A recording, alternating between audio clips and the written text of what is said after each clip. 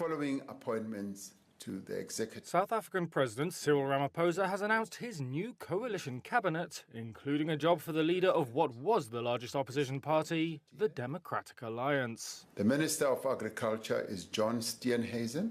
Hello, how are you doing? Welcome. Ramaphosa's African National Congress was forced to join with rival parties to stay in power after losing its parliamentary majority for the first time in 3 decades in a May 29th election.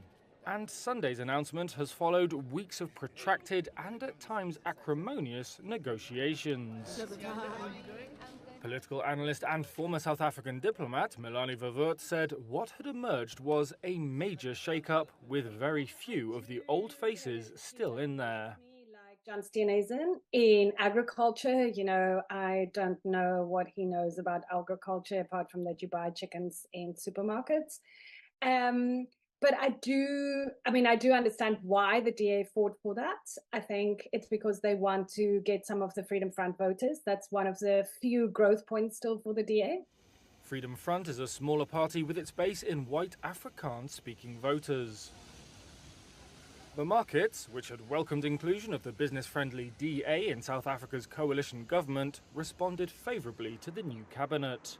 South African assets rose sharply on Monday. Some investors, however, said the gains were likely short-lived, as it would take time for the new government's agenda and performance to become clear.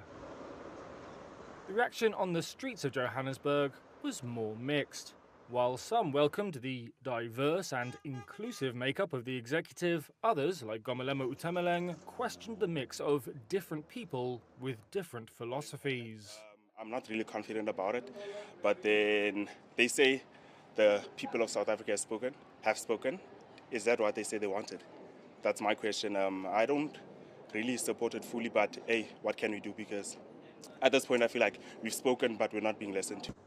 Alongside the DA, Ramaphosa has made space for 5 other coalition parties in his cabinet. But now that the wrangling over portfolios is over, the government faces the more daunting task of governing.